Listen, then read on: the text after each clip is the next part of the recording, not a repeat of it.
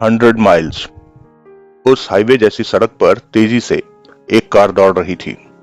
शाम हो चुकी थी, सूरज छिप चुका था। दिन की रोशनी अभी देर तक रहनी थी। मौसम में गर्मी थी, परंतु मध्यम सी ठंडी हवा के झोंके चल रहे थे। सड़कों पर आते जाते वाहन और भी थे, परंतु कम थे। ये मुंबई के बाहर का इलाका था और 10-15 किलोमीटर बाद मुंबई की सीमा खत्म हो जानी थी। कार को मोहम्मद खान चला रहा था और पीछे वाली सीट पर टोनी पार्कर बैठा था। मोहम्मद खान टोनी पार्कर के खास आदमियों में से एक था। उसकी उम्र 50 साल थी और 20 सालों से वो टोनी पार्कर के साथ था। टोनी पार्कर के साथ जुड़कर 20 सालों से उसकी जिंदगी बढ़िया चल रही थी। टोनी पार्कर की दुनिया अंडरवर्ल्ड की थी। वो अंडरवर्ल्ड का पुराना और जाना पहचाना चेहरा था। खतरनाक था। ऐसा कोई क्राइम नहीं बचा था जो उसने न किया हो। बेशुमार दौलत थी उसके पास और ठूंस ठूंस कर सफेद धंधों में दौलत लगा रखी थी उसने। कई जानी मानी कंपनियों का वो हकीकत में मालिक था, परंतु ये बात जग जाहिर नहीं थी। शेयर बाजार में भी उसका मोटा पैसा लगा हुआ था और उसे हर वक्त पैसे की जरूरत रहती थी। उसे ऐसे मौकों की तलाश रहती थी जहां से वो तगड़ा पैसा हासिल कर सके। प्रॉपर्टी के नाम पर मुंबई में 25-30 बड़े बड़े घर ले रखे थे, परंतु ये बात उसके 2-4 लोग ही जानते थे। अपने आप को वो हर वक्त सुरक्षित रखकर चलता था। पुलिस से तो खास बनाकर रखता था, क्योंकि उसे मालूम था कि मुसीबत आने पर पुलिस ही उसे बचाएगी। इन दिनों उसके लिए पाकिस्तान से हथियार और ड्रग्स आती थी, बेहद सस्ते दामों पर, और वो इस सारे सामान को भारी मुनाफे के साथ हिंदुस्तान में बेचता था। आईएसआई के साथ उसके संबंध अच्छे थे। दुबई के रास्ते हर साल पाकिस्तान हो आता था। 3 सालों में ही उसने इस धंधे से मोटा पैसा इकट्ठा कर लिया था और आईएसआई से वो खुश था कि उनकी वजह से वो तगड़ी दौलत कमा रहा था। टोनी पार्कर 50-52 की उम्र का था। देखने पर भी इतने का ही लगता था, परंतु साधारण ढंग से रहता था। उसके कपड़े भी साधारण होते थे और अपने आदमियों के सामने खान पान भी साधारण ही रखता था। उसका मानना था कि अपने साथ काम करने वाले लोगों की तरह ही दिखो तो वो वफादारी के साथ निभाते हैं। रहने के लिए वो सुरक्षा के नाते कई ठिकाने इस्तेमाल करता था और शायद ही कोई जानता हो कि आज रात वो कहां मिलेगा, परंतु फोन पर वो हर समय अपने साथियों के साथ संपर्क में रहता था। उसने अपने आदमियों से कह रखा था कि बेशक आधी रात का वक्त हो या सुबह 4 बजे का, जरूरत पड़ने पर उसे कभी भी फोन किया जा सकता है। इसलिए वो सबके करीब था। उसके साथी उसके लिए हर खतरा तय उठाने को तैयार रहते थे। कार तेजी से सड़क पर दौड़ी जा रही थी। पीछे को क्लियर है? टोनी पार्कर बोला। मेरी नजर पीछे है पार्कर भाई, मोहम्मद खान बोला। टोनी पार्कर ने पल भर के लिए गर्दन घुमाकर पीछे देखा, फिर सीधा होकर बैठ गया।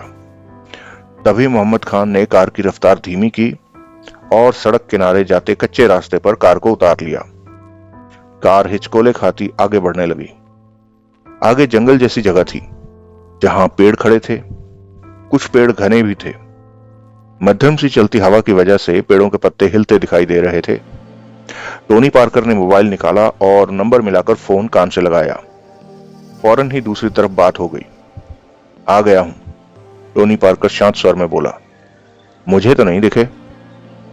5 मिनट में तेरे को दिख जाऊंगा मोहन, टोनी पार्कर ने कहा। उधर की क्या पोजीशन है? पेड़ों पर अपने आदमी गनों के साथ मौजूद हैं, मोहन ने उधर से कहा। वो दिख जाएंगे। ऐसा नहीं हो सकता पार्कर भाई, सब इंतजाम मैंने किया है। तेरा मतलब कि नहीं दिखेंगे? नहीं। तू किधर है? मैं भी एक पेड़ पर हूं, यहां से मुझे सब कुछ दिखाई देगा। नागरे और मोहनदासा का कोई आदमी पहले ही तो नहीं पहुंच लिखा तेरे लिए? नहीं, इधर सब साफ है। सब अपने ही लोग हैं। अपन को खतरा नहीं है, पर फिर भी अपन को सतर्क रहने का। टोनी पार्कर का स्वर शांत था। अपन उधर पहुंच रहा है, पर तेरे को उधर ही रहने का जिधर तू है। गड़बड़ पे ही तेरे को सामने आने का। कितने आदमी लाया तू? 15। बहुत है, टोनी पार्कर ने कहा और फोन बंद करके मोहम्मद खान से बोला। तेरे को क्या लगता है क्या होगा? पार्कर भाई, आप दोनों में समझौता कराने यहां आए हैं।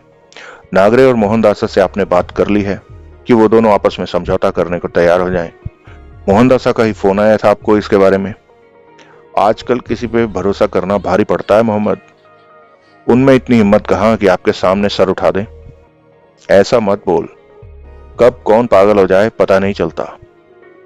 मोहनदासा कभी मेरे साथ काम करता था और अब अपना गैंग बना रखा है। 10 साल से वो अलग काम कर रहा है। अब जरूरत पड़ने पर उसे आपकी याद आ ही गई। मोहम्मद खान बोला, मैंने तो सोचा था कि आप उन दोनों में समझौता कराने के लिए आगे नहीं आएंगे, परंतु ये मामला मुझे मजेदार लगा। पहली बार टोनी पार्कर के चेहरे पर मुस्कान आई। मैं आपकी बात का मतलब नहीं समझा। तेरे को मैंने कुछ बताया नहीं तो समझेगा कैसे? ये सब ऐसे समझाता है। मैं नागरे केले वाले और मोहनदासा में समझौता कराने जा रहा हूं। सब यही समझते हैं कि मैं नागरे केले वाले और मोहनदासा में समझौता कराने जा रहा हूं। ये बात तो ठीक है, परंतु मेरी दिलचस्पी कुछ और ही है। मोहम्मद खान ऊबड़ खाबड़ रास्ते से कार आगे बढ़ाए जा रहा था। मोहनदासा के पास पुराने जमाने का एक सिक्का है। मोहनदासा ने ही सारी कथा मुझे बताई। 16वीं या फिर आगे पीछे की शताब्दी का सिक्का है वो। मुगलों के खानदान के किसी वंशज आला नुसरत के पास वो सिक्का था और मोहनदासा कहता है कि उस सिक्के के दम पर मुगल बादशाहों के किसी बहुत बड़े खजाने तक पहुंचा जा सकता है। जब यह बात बाहर निकली तो कई लोग उस सिक्के को पाने के फेर में लग गए। मोहनदासा, नागरे केलेवाला और देवराज चौहान भी। कौन देवराज चौहान? डकैती मास्टर देवराज चौहान। सुना पहले तूने ये नाम? सुन रखा है, मोहम्मद खान बोला। मशहूर डकैती मास्टर है, वो ही है। परंतु मोहनदासा ने वो सिक्का हासिल कर लिया। ऐसा होते ही नागरे ने देवराज चौहान को पकड़ लिया। क्यों? क्योंकि देवराज चौहान जानता है कि उस सिक्के के दम पर खजाना कैसे हासिल करना है। ओह, हालात ये बन गए हैं कि सिक्का मोहनदासा के पास और देवराज चौहान नागरे केले वाले के पास। मोहनदासा मेरे को बोला कि उसे नहीं मालूम कि सिक्के के दम पर खजाना किधर से मिलेगा।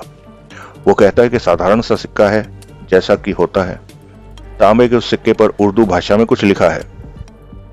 पढ़वा कर देखा तो वो उस सिक्के पर बनी तस्वीर वाले राजा का नाम है। यानी कि मोहनदासा का दिमाग खराब हो गया कि इस सिक्के से खजाना कैसे मिलेगा। वो बोला कि अगर देवराज चौहान आजाद होता तो उससे आधे आधे की बात करके उसके साथ लग जाता और खजाने तक पहुंच जाता। परंतु देवराज चौहान को तो नागरे ने पहले ही पकड़ रखा है। ऐसे में मोहनदासा मजबूर होकर नागरे की तरफ हाथ बढ़ाने जा रहा है। फंसा पड़ा है साला। पार्कर भाई, मोहम्मद खान सोच भरे स्वर में बोला, ये मामला तो मोहनदासा का है, नागरे और देवराज चौहान का है। फिर आप क्यों बीच में आ रहे हैं? आपको क्या फायदा? मेरे को भी तो दौलत चाहिए। अपने साथ साथ तुम सबका भी तो पेट भरना है।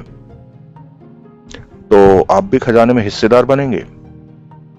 कुछ चुप रहकर टोनी पार्कर बोला, ये मत पूछ, मेरे दिमाग में बहुत कुछ चल रहा है। मोहम्मद खान खामोश हो गया। मिनट भर बाद ही कार पेड़ों के बीच में से निकलकर एक खुले मैदान में जा पहुंची, जो कि काफी बड़ी खुली जगह थी। लकड़ी की एक कॉटेज वहां बनी हुई थी। सारी जगह सुनसान और वीरान दिखाई दे रही थी। इंसान तो क्या, कोई जानवर भी फटकता दिखाई नहीं दे रहा था। मोहम्मद खान ने कॉटेज से 50 कदम दूर खुले में कार रोक दी। मोहन ने सब देख रखा होगा, तू भी कॉटेज पर नजर मार ले। मोहम्मद खान कार का दरवाजा खोलकर बाहर निकला और कॉटेज की तरफ बढ़ गया। हाथ में रिवॉल्वर ले ली। वो 6 फुट का लंबा चौड़ा व्यक्ति था और हाव भाव से फुर्तीला दिखाई दे रहा था। कॉटेज के दरवाजे खिड़कियां टूट फूट कर लटक रहे थे। स्पष्ट था कि महीनों से कॉटेज का कोई इस्तेमाल नहीं कर रहा था। मोहम्मद खान ने कॉटेज के भीतर जाकर हर तरफ देखा। 6-7 कमरे थे, सब खाली थे। फर्नीचर का थोड़ा बहुत सामान रखा था। हर तरफ धूल थी। किचन में सिलेंडर चूल्हा पड़ा था। मोहम्मद खान वहां से वापस टोनी पार्कर के पास पहुंचा। सब ठीक है। मोहम्मद खान ने रिवॉल्वर जेब में रखी। कॉटेज को ठीक कराकर यहाँ ठिकाना बनाया जा सकता है। हम इसे गोदाम की तरह इस्तेमाल कर सकेंगे। ये जगह पुलिस की नजरों में है। टोनी पार्कर बोला, कोई फायदा नहीं। तू मोहनदासा को फोन लगा, पता तो कर कि इस वक्त वो कहाँ है। मोहम्मद खान ने फोन निकाल कर नंबर मिलाने लगा। टोनी पार्कर की निगाह आसपास हर तरफ पेड़ों की तरफ घूम रही थी। वो देखने की कोशिश कर रहा था कि मोहन या उसके आदमी कहीं नजर आए, परंतु सब ठीक लगा उसे। मोहम्मद खान की बात मोहनदासा से हो गई। पार्कर भाई को तूने नौकर समझ रखा है, पहुंचा क्यों नहीं? पहुंच गया, बस 1 मिनट। मोहम्मद खान फोन बंद करता हुआ बोला। आ पहुंचा वो। टोनी पार्कर ने सिर हिलाया और टहलता हुआ वहां से कुछ दूर हट गया। मोहम्मद खान कार के पास ही खड़ा रहा। वो सतर्क था। तभी टोनी पार्कर का मोबाइल बजा। हाँ, टोनी पार्कर ने बात की। मैं आ पहुंचा हूं पार्कर भाई, नागरे केले वाले की आवाज कानों में पड़ी। तुम कहां? आजा, मैं अभी अभी पहुंचा, कहकर पार्कर ने फोन बंद करके जेब में रखा। अगले 5 मिनटों में वो दोनों वहां आ पहुंचे। पहले नागरे केले वाला पहुंचा, उसके 2 मिनट बाद मोहनदासा की कार आ गई। उसके पीछे आदमियों से भरी एक और कार थी। नागरे केले वाला एक ही कार में आया था। साथ में 3 लोग थे। इनमें गोपाल नाले भी था। नागरे केले वाला का राइट हैंड और बेहद खतरनाक आदमी माना जाता था गोपाल नाले। किसी काम को पूरा करने के लिए गोपाल नाले की मौजूदगी बहुत थी। यहाँ तक कि देवराज चौहान को भी गोपाल नाले ने पकड़कर बेबस किया था।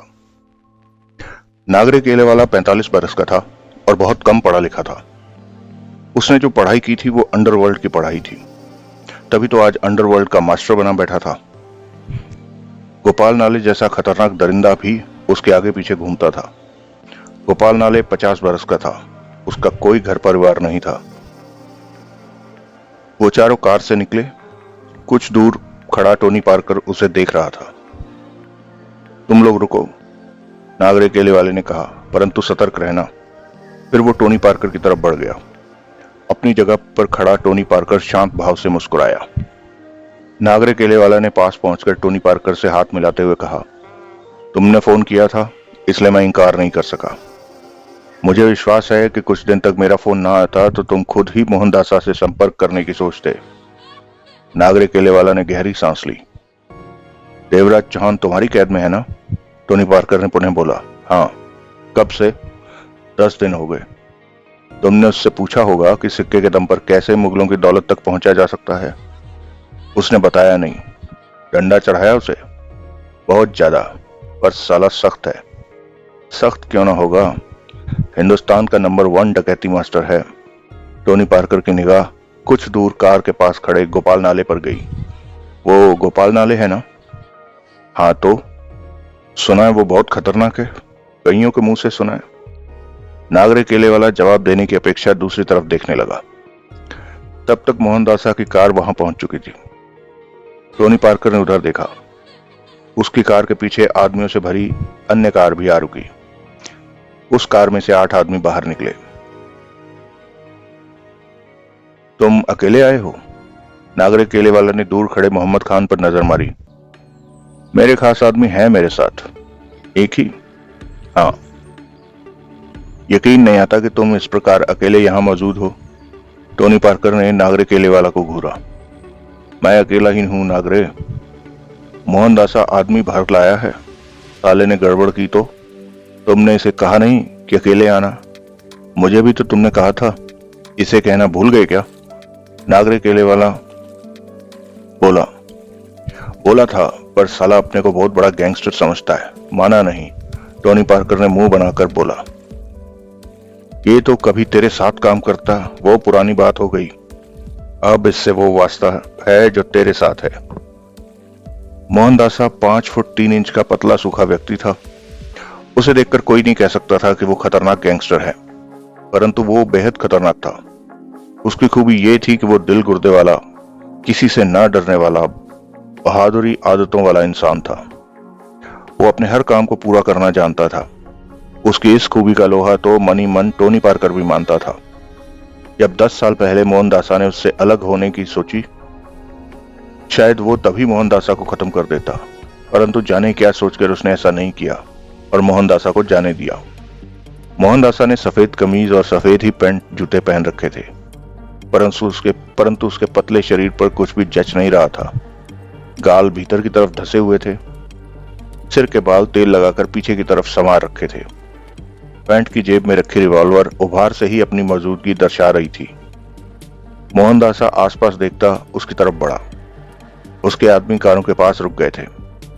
टोनी पार्कर और नागरे केले वाला की निगाह उसी पर थी। पास आते मोहनदासा ने सूखे चेहरे पर मुस्कान उभारी। करीब आकर वो बोला, पार्कर भाई को मेरा नमस्कार है। मैं तुम्हारे एहसानों के नीचे दबा पड़ा हूं। तुमने ही मुझे इस काली दुनिया की पढ़ाई कराई थी और आज मैं किसी काबिल हूं तो तुम्हारी वजह से। तुम्हारे एहसानों को मैं भूल नहीं सकता। टोनी पार्कर मुस्कुराकर मोहनदासा को देखता रहा। मोहनदासा ने पास खड़े नागरिक केले वाले को देखा। उसके चेहरे पर से मुस्कान गायब हो गई। दोनों ने एक दूसरे को देख लेने वाली निगाहों से देखा। टोनी पार्कर ने दोनों को के अंदाज को पहचान कर कहा, तुम दोनों यहां समझौता करने आए हो, ठंडा रखो खुद को। उस पर से निगाह हटाकर मोहनदासा ने दूर खड़े मोहम्मद खान को देखकर ऊंचे स्वर में कहा, तू कैसा है मोहम्मद? जवाब में मोहम्मद खान ने हाथ हिला दिया। तेरे को बोला था कि अकेले आने का है। टोनी पार्कर बोला, फिर बारात साथ क्यों लाया? मैंने सोचा सब अकेले आ रहे हैं तो साथ में कुछ लोग सुरक्षा के लिए होने चाहिए। मोहनदासा मुस्कुराया, मेरे से चालाकी करता है? सच पार्कर भाई, मेरा यही मतलब था। टोनी पार्कर ने दोनों हाथ जेब में डालकर दोनों की ओर देखा। तुम दोनों आपस में बात कर लो। नागरिक केलेवाला और मोहनदासा ने एक दूसरे को देखा। देवराज चौहान तेरे पास है? मोहनदासा संयत स्वर में बोला। हाँ, नागरिक केलेवाला मुस्कुराया। जगमोहन भी तेरे पास है? तेरे को कैसे पता?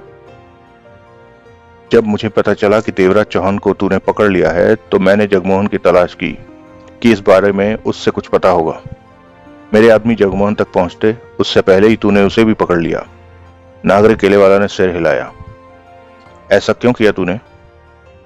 क्योंकि वो सिक्का तेरे पास है, परंतु सिक्के का इस्तेमाल का रास्ता देवराज चौहान जानता है। जगमोहन को क्यों पकड़ा?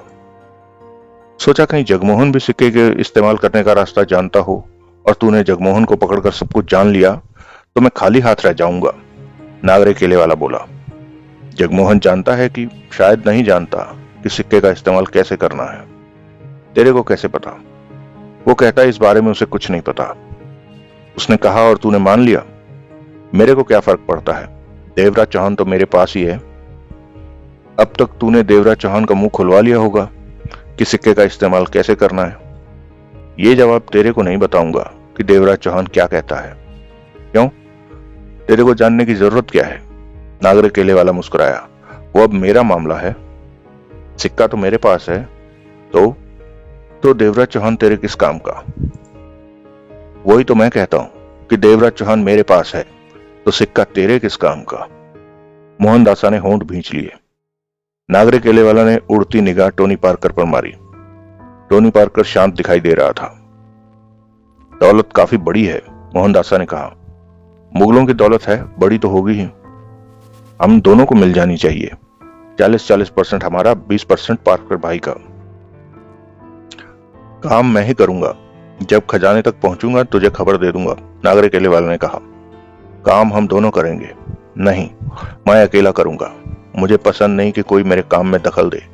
मैं तेरे साथ रहूंगा। इस तरह मैं ठीक से काम नहीं कर सकूंगा। काम निपटाने के लिए मुझे आजादी चाहिए। तू आजाद होगा अपने ढंग से काम। तू मेरे साथ चिपका रहेगा तो मैं आजाद कैसे होऊंगा? मोहनदासा नाराजगी से टोनी पार्कर से कह उठा। सुना तूने पार्कर भाई? ये मेरी बात मानने को तैयार नहीं। क्या चाहता है तू? टोनी पार्कर ने पूछा। क्या चाहता है तू? टोनी पार्कर ने पूछा। देवराज चौहान को ये मेरे हवाले कर दे। मैं जब उस दौलत तक पहुंच जाऊंगा तो उसे खबर कर दूंगा। 40% हम दोनों का और 20% तुम्हारा होगा। तू क्या चाहता है? टोनी पार्कर ने नागरिक केलेवाले को देखा। ये सिक्का मेरे हवाले कर दे। जब मैं खजाने तक पहुंच जाऊंगा तो खबर कर दूंगा। हिस्सा उसी तरह बांटा जाएगा जैसा ही कहता है। उस पर मुझे ऐतराज नहीं, नागरिक केलेवाला बोला। दासा, टोनी पार्कर ने शांत स्वर में कहा, सिक्का इसे दे दे, लेकिन मेरी जिम्मेवारी। ये कोई गड़बड़ करेगा तो मैं तेरा साथ दूंगा, टोनी पार्कर ने कहा। मैं गड़बड़ नहीं करूंगा, नागरिक केलेवाला कह उठा। तुम इसे क्यों नहीं कहते कि ये देवराज चौहान को मेरे हवाले कर दे? मोहनदासा झल्लाया। देवराज चौहान इसके पास है और इस बारे में ये देवराज चौहान से बात कर रहा है। देवराज चौहान को इसे ही संभालने दे। तुम इसे बोलो कि मुझे इस काम में अपने साथ रखे। टोनी पार्कर ने नागरिक केलेवाले को देखा। मैं अपने ढंग से काम करूंगा और मेरे साथ कोई नहीं रहेगा। पार्कर भाई, तुम भी नहीं रहोगे। देखो तो कैसे दादागिरी से बात कर रहा है। मोहनदासा भड़का। नागरिक केलेवाला मुस्कुराया। ला, टोनी पार्कर ने हाथ बढ़ाया। सिक्का मुझे दे। लेकिन मुझे दे सिक्का, मैं तेरे से मांग रहा हूं। बुड़बुड़ करते हुए मोहनदासा ने सिक्का जेब से निकाला और टोनी पार्कर की बड़ी हुई हथेली पर रख दिया। साथ ही गुस्से में बोला, सिक्का हाथ से निकल गया तो? तूने मेरे को दिया है ना? टोनी पार्कर बोला। हाँ, तो इसका हिसाब तेरे को मैं ही दूंगा, नागरे नहीं देगा। मोहनदासा के चेहरे पर विवशता दिखी। तूने मेरे को बीच में डाला है तो मुझ पर भरोसा रख। भरोसा है पार्कर भाई, तभी तो बीच में डाला है, मोहनदासा ने अनमने मन से कहा। टोनी पार्कर ने हाथ में आए सिक्के को देखा। वो हमारे 1 रुपए के सिक्के से कुछ बड़ा था और 5 रुपए के सिक्के से जरा सा मोटा। वो तांबे का था और पुराना हो चुका था। उस पर किसी की तस्वीर छपी आधी अधूरी नजर आ रही थी। ऐसा ही हाल लिखावट का था। टोनी पार्कर ने उस सिक्के को उछाला, फिर हथेली में लेकर सिक्का नागरे की तरफ बढ़ाया। नागरे केले वाला ने टोनी पार्कर को देखा। ले लो, टोनी पार्कर बोला। यही चाहता था ना तू? नागरे केले वाला ने टोनी पार्कर की हथेली पर रखा सिक्का ले लिया। मोहनदासा के होंठ बिछ गए। नागरे, ये तेरे को मैंने दिया है। हाँ, इसका हिसाब तू मेरे को ही देगा, दासा को नहीं। लेकिन दासा ने तड़प कर कहना चाहा। तू चुप कर, टोनी पार्कर ने कहा।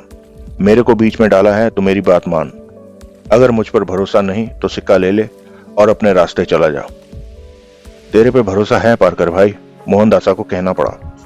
नागरे केले वाला ने सिक्के को उलट पलट कर देखा। क्या देख रहा है? टोनी पार्कर बोला। सोच रहा हूं कि ये सिक्का असली है, नकली तो नहीं। मोहनदासा भड़क कर कह उठा।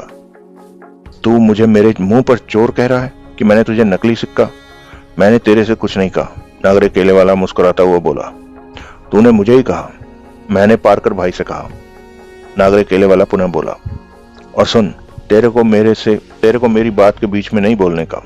ये मेरा और पार्कर भाई का मामला है, तेरी मेरी कोई डीलिंग नहीं है। ये क्यों? सिक्का मैंने ही पार्कर भाई को दिया है, मेरे को नहीं। तेरे मेरे बीच में कुछ नहीं, नागरे केले वाला ने टोनी पार्कर से कहा। पार्कर भाई, इसे समझा दो कि मेरी बात में मत बोले। टोनी पार्कर ने मोहनदासा का कंधा थपथपाकर कहा। तू चुप रहे दासा। लेकिन सिक्का तो मेरा, अभी चुप रहे। ये तेरी मेरी बात है, अकेले में करेंगे। सिक्का तेरा ही है, मेरा नहीं। मोहनदासा कसमसा कर टोनी पार्कर को देखने लगा। नागरे केले वाला के चेहरे पर व्यंग के भाव उभरे। सिक्का उसने जेब में रख लिया। अब तेरा क्या प्रोग्राम है? टोनी पार्कर बोला। देवराज चौहान मेरे पास, सिक्का मेरे पास। आगे का काम तेजी से करूंगा। देवराज चौहान को कैसे भी अपने काम के लिए तैयार कर, वही करूंगा। मेरी सहायता चाहिए? टोनी पार्कर का स्वर शांत था। यह काम मेरे पे छोड़ दो पार्कर भाई, तेरे पे ही छोड़ा है। कोई जरूरत हो तो मेरे को बोलना। तेरे को भी बोलूंगा, नागरे केले वाला ने मोहनदासा को देखकर कहा। इसे समझा दे कि मुझसे कांटेक्ट करने की कोशिश ना करे, फोन भी ना करे मुझे इस मामले में। ये तेरी तरफ देखेगा भी नहीं। मोहनदासा परेशान सा खड़ा दोनों को देख रहा था। मेरा नंबर तेरे पास है, फोन करके बताते रहना कि मामला कहां तक पहुंचा, टोनी पार्कर बोला। 15 दिन फोन नहीं करूंगा। क्यों? मैं व्यस्त रहूंगा, इसी के बारे में सोच रहा हूं। आगे के दिनों में व्यस्त रहूंगा। कोई बात नहीं, 15 दिन बाद फोन करना, टोनी पार्कर ने सिर हिलाया। चलूं अब? जा। नागरे केले वाला ने मुस्कुराकर मोहनदासा को देखा। मोहनदासा तो खुद को लुटा पिटा महसूस कर रहा था। नागरे केले वाला पलटा और अपनी कार की तरफ बढ़ गया। गोपाल नाले कार के पास सतर्क खड़ा था। निकल ले नाले, नागरे केले वाला कार के पीछे का दरवाजा खोलते हुए धीमे स्वर में बोला। गोपाल नाले फौरन ड्राइविंग सीट पर बैठता हुआ कह उठा, खतरा है? हाँ, नागरा केले वाला ने अपने दरवाजा बंद किया। किससे? कार स्टार्ट करते गोपाल नाला ने पूछा। मोहनदासा से, वो जबरदस्त चोट खा गया है। टोनी पार्कर ने एक ही पल में उसका हक छीन लिया।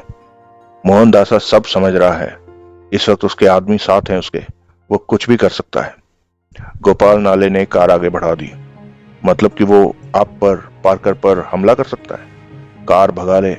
नागरे केले वाला चढ़े शीशे के पार दासा और पार्कर को देखता हुआ बोला। जो कि पास पास वैसे ही खड़े थे जैसे छोड़ आया था। दोनों की निगाह उसकी कार पर ही थी। गोपाल नाले ने कार को गोलाई में घुमाकर तेजी से वापस दौड़ा दिया। पार्कर भाई, मोहनदास अपना गुस्सा दबाकर बोला, तुमने तो मुझे मामले से ही बाहर कर दिया। ये तो मेरे पे भरोसा है ना तेरे को? टोनी पार्कर ने हाथ उठाकर बोला। भरोसा पूरा है, पर मामले से बाहर? मैं तेरे को भी जानता हूं और नागरे को भी। तू सिर्फ गैंगस्टर है, बड़ा शिकारी नहीं है। पर वो केले वाला बड़ा शिकारी है। तेरे को कुछ नहीं समझेगा। वो रगड़ देता सिक्का लेने के लिए तेरे को। तेरे बस की नहीं उसे संभालना। पर मेरे को सामने देख, वो गड़बड़ नहीं करेगा, टोनी पार्कर बोला। तभी मैं बीच में आया, लेकिन मोहनदासा कुछ कह ना सका। मेरे पे भरोसा है ना? हाँ है। तो मस्त हो जा, तेरी चिंता मैंने ले ली। माल जब हाथ में आएगा तो तेरे को फोन करूंगा। जा, अब बाकी काम देख। इधर की परवाह न कर, मैं हूं। टोनी पार्कर ने मोहनदासा की पीठ थपथपाई और कार की तरफ बढ़ गया। मोहम्मद खान ने उसी वक्त कार के पीछे का दरवाजा खोला। टोनी पार्कर भीतर आ बैठा तो मोहम्मद खान दरवाजा बंद करके ड्राइविंग डोर की तरफ बढ़ गया। मोहनदासा ठगा सा खड़ा कार की तरफ देख रहा था। उसके देखते ही देखते टोनी पार्कर की कार भी वहां से हिली और तेजी से एक दिशा की तरफ बढ़ती चली गई। मोहनदासा अपनी जगह बुत की तरह खड़ा रह गया। कुछ ही क्षणों में टोनी पार्कर की कार निगाहों से ओझल हो गई। मोहनदासा का मन किया कि अपना सिर नोच ले। मैं बेवकूफ, मोहनदासा चीख पड़ा। मैं बेवकूफ बन गया, पागल हो गया था मैं, जो पार्कर भाई से इस बारे में बात की।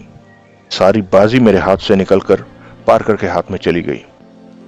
कार के पास खड़े उसके आदमियों में से एक तेजी से उसकी तरफ बढ़ा। वो बसंत गोला था और मोहनदासा का राइट हैंड था। 30 बरस का था वो, और किसी को शूट करना उसके लिए मामूली बात थी। दासा साहब, क्या हो गया? बसंत गोला पास पहुंचते ही उलझन भरे स्वर में कह उठा। पागल हो गया दासा। क्या हुआ? कितनी मेहनत करके मैंने वो सिक्का हासिल किया था, परंतु पार्कर मुझे बेवकूफ बना गया। दूध में से मक्खी की तरह मुझे बाहर निकाल फेंका। केले वाला और पार्कर भाई के बीच सब कुछ तय हुआ और मुझे बाहर कर दिया, जैसे मैं कुछ नहीं। मैं पागल था जो पार्कर भाई को इस मामले में लाया। ऐसा था तो उन दोनों को जाने क्यों दिया? गोला बोला। एक इशारा करते तो उल्लू के पट्टे, पार्कर भाई को जितना मैं जानता हूं उतना तो उसकी मां भी उसे नहीं जानती। मोहनदासा ने गुर्राकर और आसपास नजरें मारता हुआ कह उठा। वो कहीं भी अकेला नहीं आता जाता। बसंत गोला ने चौंक कर नजरें घुमाई। आपका मतलब कि यहां पार्कर भाई के आदमी फैले हैं? पक्का फैले हैं, मोहनदासा दांत भींचकर कह उठा। पार्कर भाई के साथ मैंने सालों काम किया है। मुझे पता है कि वो कैसे सोचता है। फिर भी मैं धोखा खा गया सिक्के को लेकर। कमीने ने मुझे मामले से ही बाहर कर दिया और सिक्का लेकर नागरे को दे दिया और बोला कि अब सारी बात उसके और मेरे बीच रहेगी। मुझे मामले से ही बाहर कर दिया। यह बात पहले क्यों नहीं सोची मैंने कि पार्कर भाई इतने बड़े खजाने के मामले को लपक लेगा। बसंत गोला की नजरें अभी भी हर तरफ जा रही थी। वो बोला, मुझे तो यहां कुछ होता नहीं लग रहा। तू मेरे से ज्यादा सियाना है, मोहनदासा चीखा। ये बात नहीं, बसंत गोला संभला। मेरे को चूतिया बना गया पार्कर भाई। आग लगी थी मोहनदासा को। मेरे को खड़े खड़े नंगा करके चला गया और मैं कुछ नहीं कर सका। दासा साहब, बसंत गोला सर स्वर में बोला, इतनी भी क्या चिंता। सिक्का और देवराज चौहान नागरे केले वाले के पास है। कोशिश की जाए तो हमारी पहुंच वहां तक भी हो सकती है। मोहनदासा ने होंठ भींचकर बसंत गोला को देखा। तभी उनके एक आदमी की ऊंची आवाज आई। दोनों ने उधर देखा तो वो आदमी एक तरफ इशारा कर रहा था। उन्होंने उस दिशा की तरफ देखा। मोहनदासा चौंका। वहां मोहन खड़ा दिखा, जो कि कम से कम 200 कदम दूर था। ये कौन? बसंत गोले ने कहना चाहा। मोहन है, पार्कर भाई का खतरनाक आदमी। इसके साथ भी कई बार काम किया था, जब मैं पार्कर भाई के लिए काम करता था। निकल ले यहां से। मैंने तो पहले ही कहा था कि पार्कर भाई अकेला कहीं आता जाता नहीं। उसके बाद वो सब दोनों कारों में ठूंसते चले गए। कारें वापस चली गई।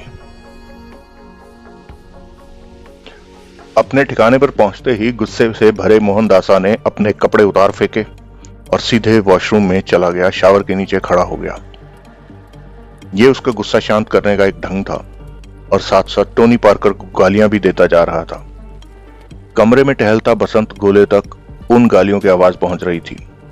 बसंत गोला के चेहरे पर सोच गंभीरता से नाच रही थी।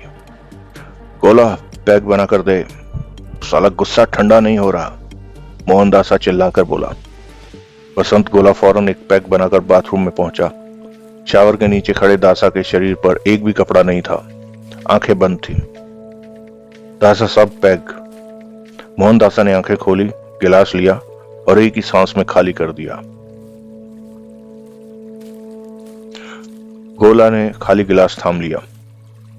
आज मुझे ज्यादा गुस्सा आ रहा है ना गोला, मोहनदासा गुर्राया।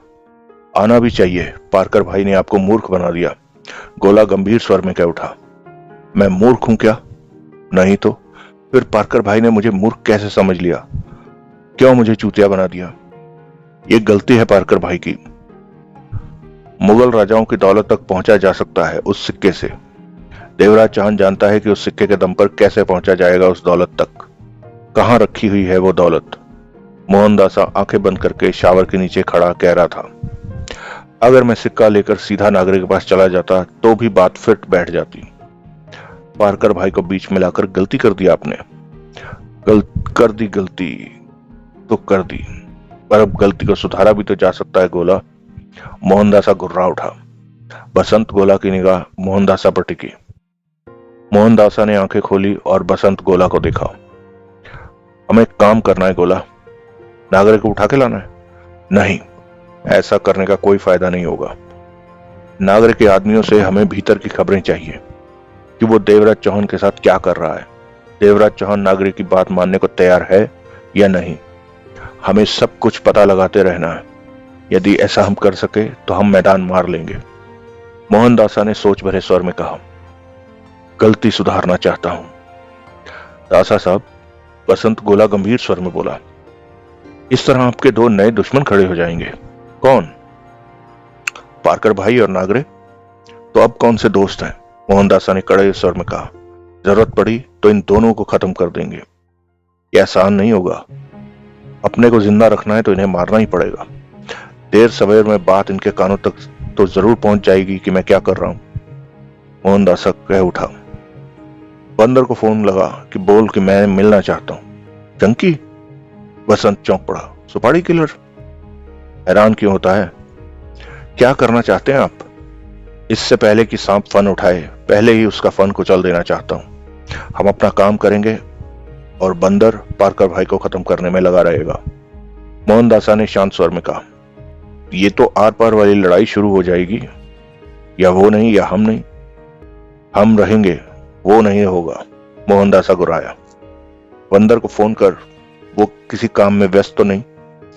बसंत गोला सिर हिलाकर बाहर निकल गया। मोहनदासा ने शावर बंद किया और टॉवल उठाकर अपना जिस्म पोंछते हुए बड़बड़ाया। अब गुस्सा ठंडा हुआ लग रहा है। अपना गीला जिस्म साफ करके तौलिया वहीं टांग और बाहर निकलकर एक तरफ रखे कपड़ों में से अंडरवियर निकालकर पहनने लगा। चेहरे पर कठोरता जमी पड़ी थी। बसंत गोला फोन पर बात करते करते दासा से बोला। चंकी मिल गया, बुला लूं? बुला ले। कुछ पलों बाद गोला फोन बंद कर कह उठा। 1 घंटे तक चंकी आ जाएगा। मोहनदासा ने गिलास उठाया और एक तरफ बने गोल से बाहर की तरफ बढ़ गया।